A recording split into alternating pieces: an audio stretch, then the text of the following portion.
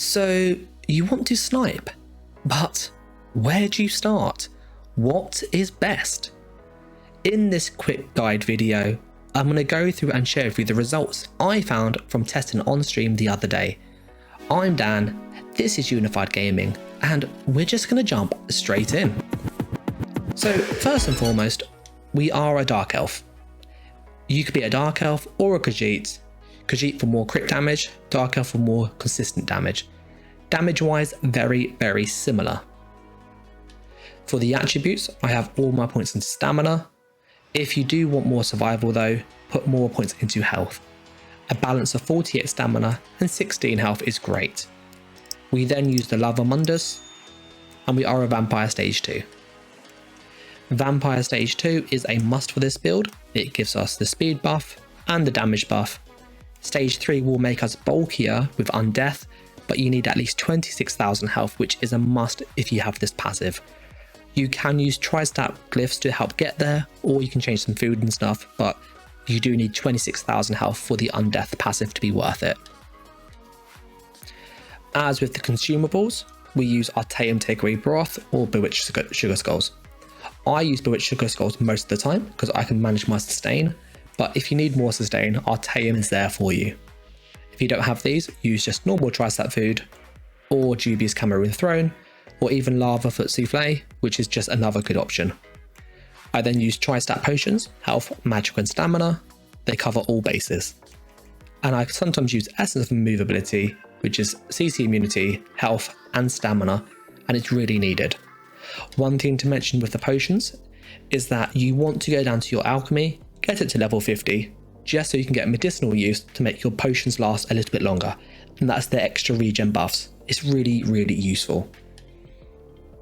Talking of skills and passives, for the front bar we use Lethal Arrow, Magnum Shot, Shadowy Disguise, Camouflage Hunter, Poison Injection, and Incapacitating Strike. On the back bar, I use Race Against Time, Resolve and Vigor, Deep Thoughts, Leech and Strikes, Rally, and Temporal Guard. If you want to mix these up a bit, you can. You can change Magnum Shot to Relentless Focus, and you can then change your ultimate to the bow ultimate, Toxic Barrage, and this is almost a guaranteed kill, which is phenomenal. If you want to use more physical damage with a set like New Moon, you can also use Silver Shards, and then you can change Lethal Arrow to Focused Aim for more physical damage. This also works with sets like Automation if you wish. On the back bar, if you are using Dial Up Brave, you can drop Deep Thoughts and choose to run Relentless Focus here if you wish instead, or you can use Mark Target or Blur, so a skill of your choice. Another great option is the Shade, which will really help you teleport around and get out of trouble. So those are the options if you use Dial Up Brave, sorry. As with the CP, it's really simple.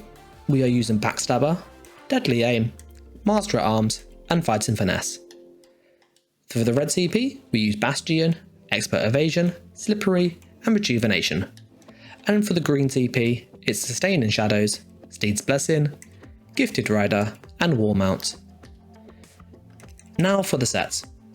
And just before we go through this, if you do have any questions about the builds, then let me know in the comments below. But I would highly recommend that you do subscribe so you do see the full build guides where I break things down much more in my traditional format. But what are we using and what options are there? Well, for maximum damage, you want Swamp Raider with Mechanical Acuity. You can then choose to use a monster set. I personally go 1 Krag and 1 Mythic. The Wild Hunt is the best. If you don't have this, you can change Swamp Raider to New Moon, which is always a good option. New Moon does give you lots of physical damage, but you do get sustain issues, so this is just something to bear in mind, okay? But it is a really good set. I would recommend double dot poisons if you find people are tanky on your platform. If they're not though, and you can burst them, then just go with a shock glyph because you can proc vulnerability. And I'd use the Vate 2H with this setup because it's free damage. It doesn't always proc when they're in range, but it's just free damage if you need it, and they happen to be close enough. One thing to note is you want all infused on the jewelry with weapon damage, and divines with max stamina on everything. If you have the gold, you can prismatic the head, the chest, and the legs for more health and magicka. Now that is the most damage you can get, and you will need to use deep thoughts.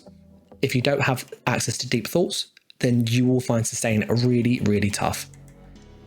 So I would recommend that you try setup number 2. Setup number 2 is Dial Up Bray and Mechanical Acuity. This setup gives you all the damage that you get with Mechanical Acuity and the sustain of Dial Up Bray. I would recommend using double dot poisons for this, and again, all divines and all infused weapon damage. I use the Wild Hunt again because speed is really helpful on a Nightblade. And if you want a balance between sort of just damage and just ease of play, you could just use proc sets and use Venomous Smite and Plague Break. Venomous Smite and Plague Break give you loads of sustained damage. So when you're on this bar, you've got a tooltip of 10,000 roughly over 10 seconds. So there we go. It is on 11,000 over 10 seconds. We then have Venomous Smite, which has a tooltip of 3,400, and this happens every 2 seconds for 6 seconds. So again, that's around about a 9 to 10,000 tooltip, which is pretty good. And we are using Malakath's Band of Brutality this time. So for this last setup, it is Plague Breaker with Venomous Smite. You can change Venomous Smite if you don't have it and use a set like Savara's Scales, and this is also a great option, but there are just cooldowns and it's a bit expensive on platforms. But that are the 3 options. If you have any questions about the builds and how they are, as I said, leave a comment, but do make sure that you are subscribed so you do see the follow-up video, which will go through in much more detail. And just for people curious, I've gone through and tested loads and loads of stuff. Just a few things that you can see that I've been testing on the build. So just lots of different sets. But yeah, I'm going to leave it there. I've been Dan. This is Unified Gaming. I'm going to thank each and every one of you for watching this long, but I will catch you in the next video. So thanks for watching, guys. Take care and bye.